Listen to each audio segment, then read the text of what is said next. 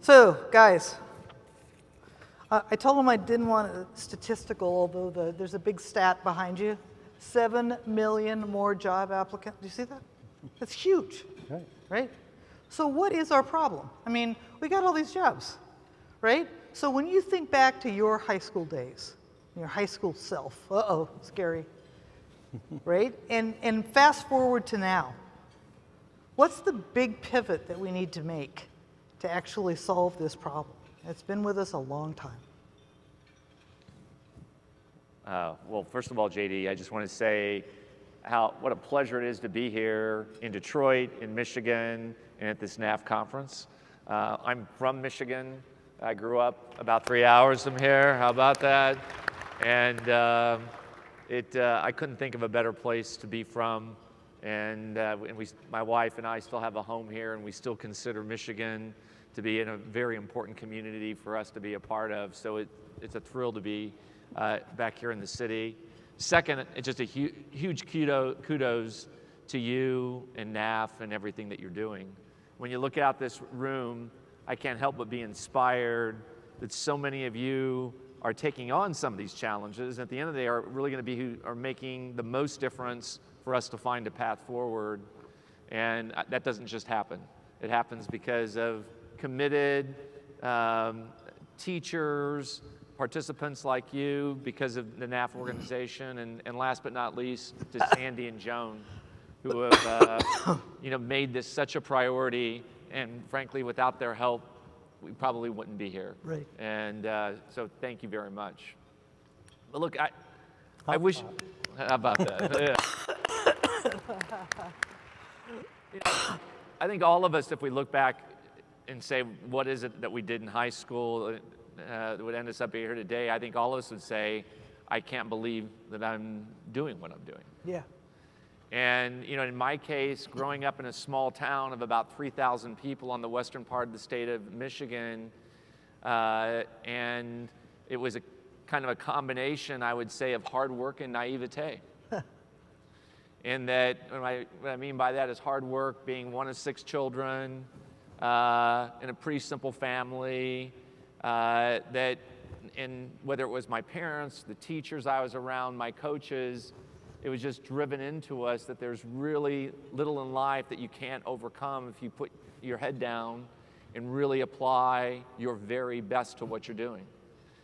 And so, again, academics, working at jobs through school, athletics, all those life lessons, were so important. And I think the other part of that was, my parents basically saying there's nothing that you can't do. Believe.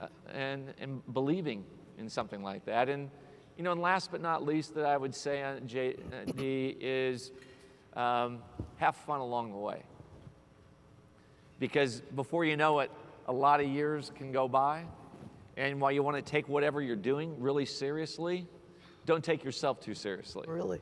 And I think if you keep that, and today sometimes I do get worried about the youth, and especially young men and women in junior high and high school who can feel so much pressure on them that if they're not studying for the SAT and by the time they're in 5th grade that they don't have a chance. Yeah. That if they're not in this particular organization, that we have to get the right balance of yes, work hard, yes, do what it takes, but at the same time, be able to enjoy that journey along the way, because that's what makes us who we are as people and ultimately as leaders. It's a really important combination. I think you've done one hell of a job. Well, thank you, Sandy. Thank you. My parents moved back to New York right after World War II, and there was a shortage of housing, and one of their kids, their oldest kid, me, was really not doing well in public school. So there was a military school not far from where we lived in Peekskill, New York, that they decided to send me for a year until they can find a home that had more than 2 bedrooms. And I went to that school, and what I really learned, this was the 2nd oldest military school in the United States, formed in 1833, wow. Only second I think to I know West the other Point. one. You do know the other one. And I learned I learned there in my freshman year how to take ribbing and other kinds of activities before you learn to give it, and appreciate, what you saw that was wrong and not behave that way. And I was lucky enough to have a Latin professor who really motivated me, and he also happened to be the tennis coach. And I never was a tennis player, but I became a very good tennis player in my 4 years that I went there. I was the Westchester County singles champion. I played on the U.S. Junior Davis Cup team and for New York. And I ended up doing well in school, and I got into 2 universities, Harvard and Cornell. Harvard at that point in time didn't have engineering, so I decided to go to Cornell. It was about the time that Sputnik was going to happen, and it seemed like there's going to be a lot of opportunities in new metals and metals that weighed a lot less.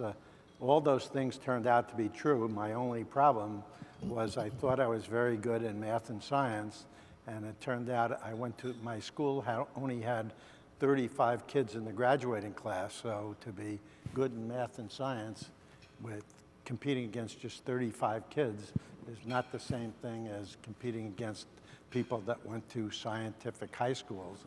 And by Thanksgiving in my freshman year, I took a physics exam where the question was a projectile was being shot by a cannon, and you saw a terrain that was pretty hilly in front of you, and where did the projectile land?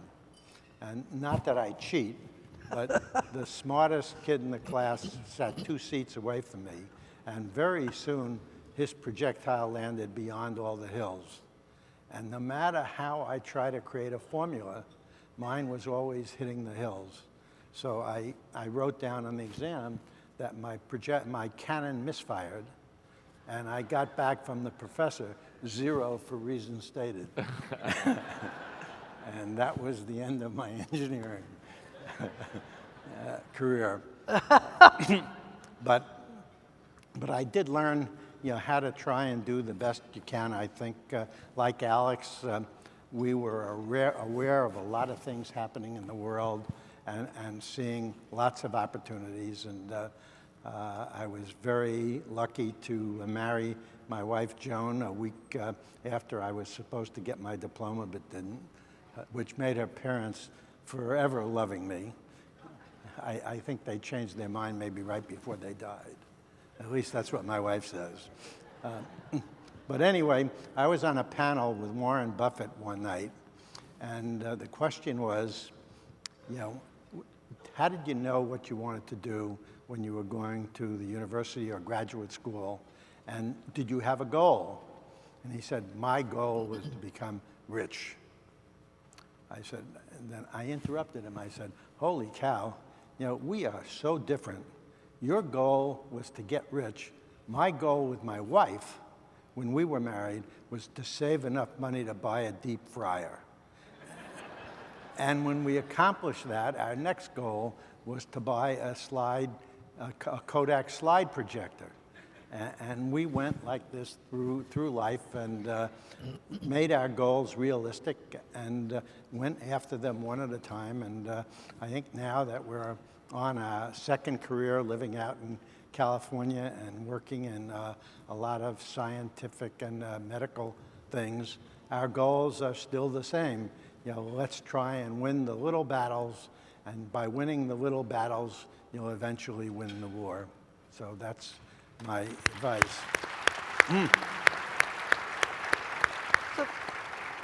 One just further little thing, as far as the 7.5 million jobs that are available in the United States today, and the fact we have 7 million people unemployed, we have not educated our young people for where the good jobs are in this country. And if we don't work with our educators to really open the eyes of these kids that really don't know any better, and once their eyes are open, they can see what the opportunities are, and anybody can learn how to do coding, I think we're going to have a Congress and we're going to have a country that's going to look a lot different. We are a country of immigrants, and I'm first generation American, and we had the opportunity because we saw what the opportunities were in the United States. I would say our country is a lot older now, but it's not so old that we are still the most inventive country in the world. We are coming up with the most new ideas. And we have to, all of us, educate our young people so they see those opportunities. And this is why next year will be the 40th year since I started NAF. But that's why a place like NAF, a career-themed academy, opens up somebody's eyes and changes their life. And that's what we all are doing. And I really thank all the teachers that are here that are not just taking your time, but your money. You really show that you care. And we have this chance. We want to work together, public sector and private sector, and make our kids who do not know that there's opportunities, show them the opportunities. So, Sandy, something that you are a master of, and Alex, after getting to know you a bit, you do the same thing. There is something about your leadership styles, both of you, that is very much anchored in relationships and relationship management, not just business dealings, right? It's how you interact with people.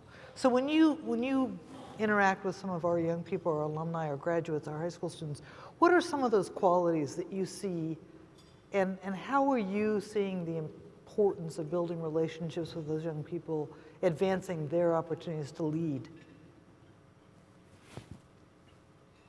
First of all, Jay, it's an important question because we can have some of the best innovation, the great technology, science, STEM, but woe for us to lose that fundamental human relationship dynamic. And I think Sandy and I would both agree that while, through our careers we've been exposed to a lot of everything that I just mentioned, probably the most important is how do you build the right human dynamics and relationships with your senior team so that everybody feels that they can be their best, that they can make a contribution, that they can make a difference, that they can really be part of something bigger than themselves.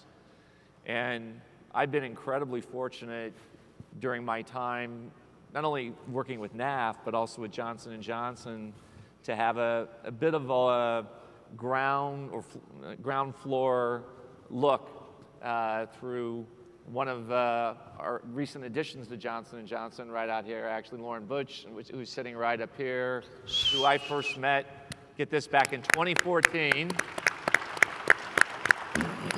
And I think at that time she was just getting ready to graduate from high school. And as I came off the stage from the NAF program, Lauren came right up, introduced herself to me, and let me know that she wanted to go someday to work for Johnson & Johnson. And we wanted to know, what do I think were some of the key principles? And so for me, it was a curiosity. And making sure that we could inspire curiosity in the students to the maximum extent possible. And that's an intellectual curiosity, an operational curiosity, just all the time. And you could tell right away that was certainly something that she had. Two, it was just frankly having the guts to come up and approach and not worry, am I going to say this the right way, or what's his title, but having the courage to come up, introduce herself, and say, hey, this is who I am, here's what I want to do. And we've obviously done enough homework through NAF to have an idea where she wanted to go, but that really takes a lot of courage. And I think you only get that kind of courage not only through academic preparation, but you get it through life preparation.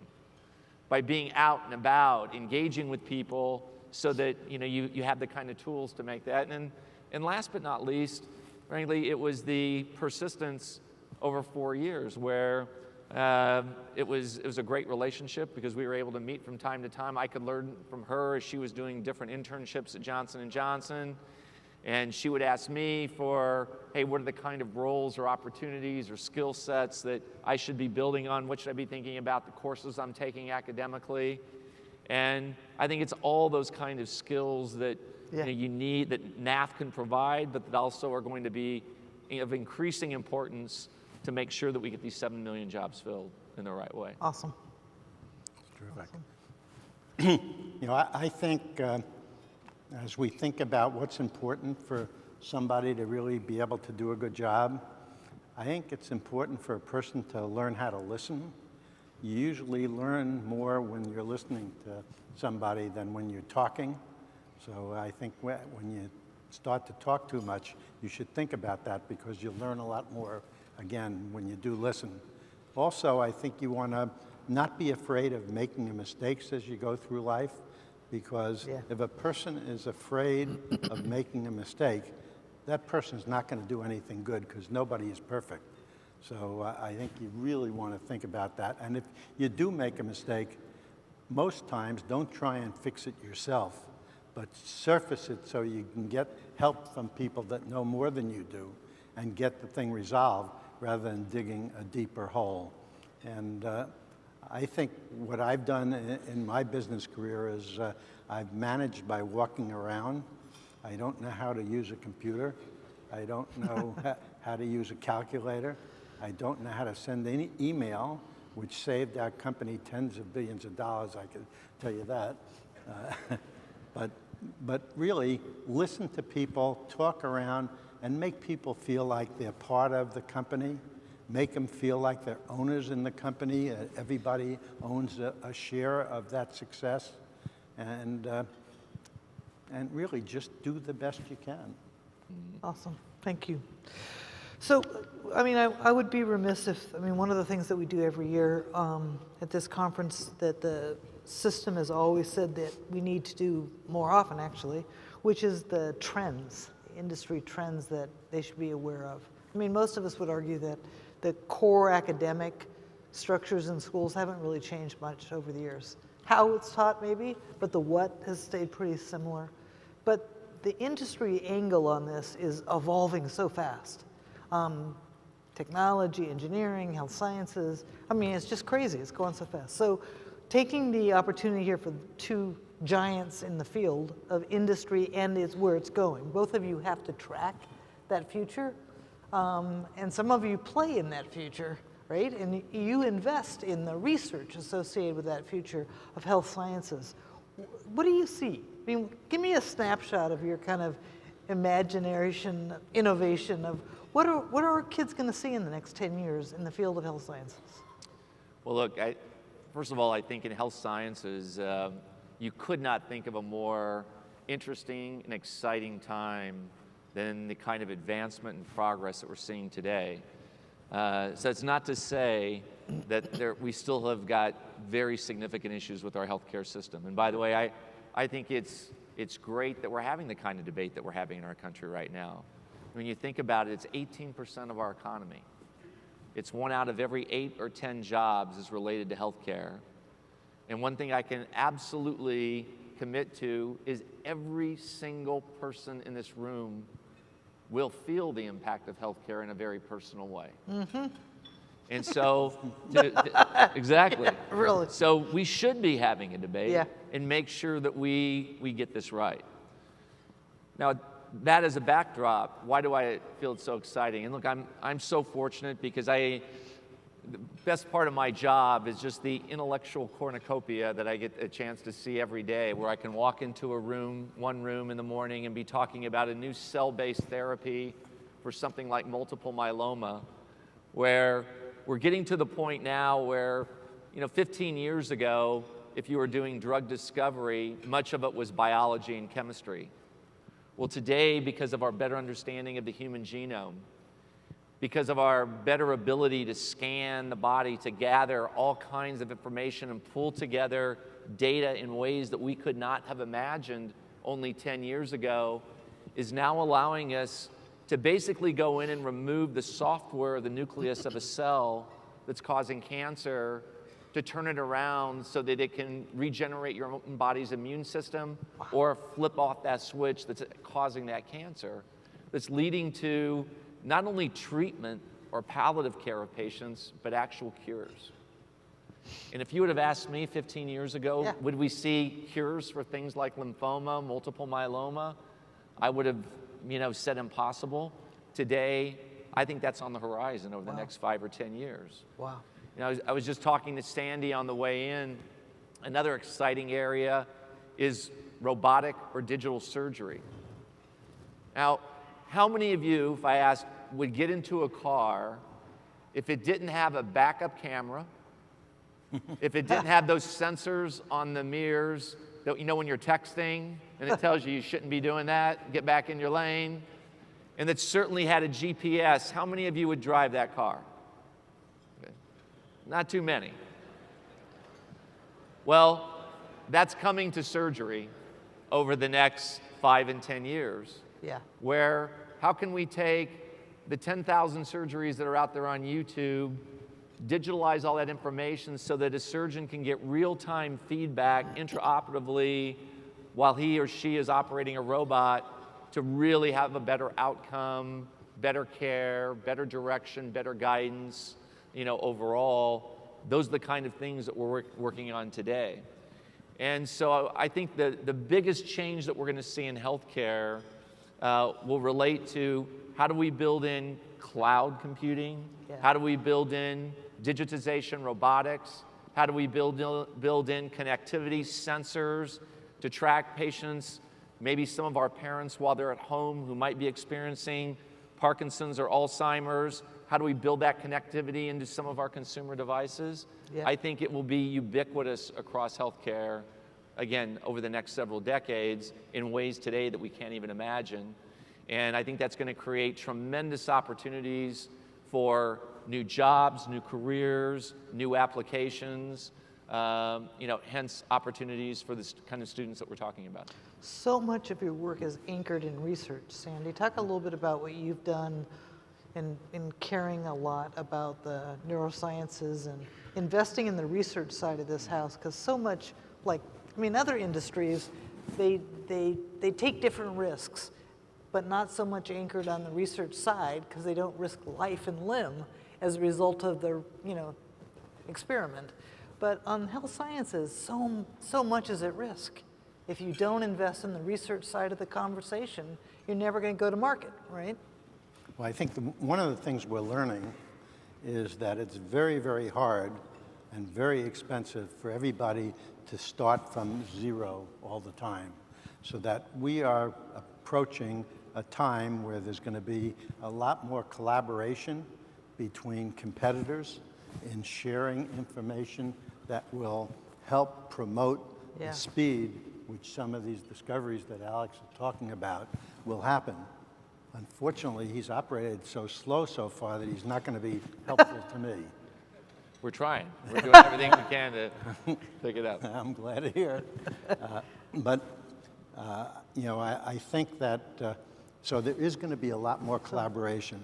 When you talk about hospitals, I think hospitals are the last paper manufacturers in the world. Oh my God, yes. And the efficiency of those kind of systems are really horrible.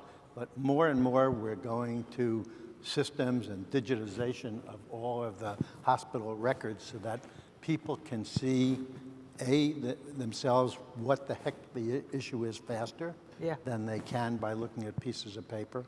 But also people can study what's happening to tens of thousands of people, which will help in the research.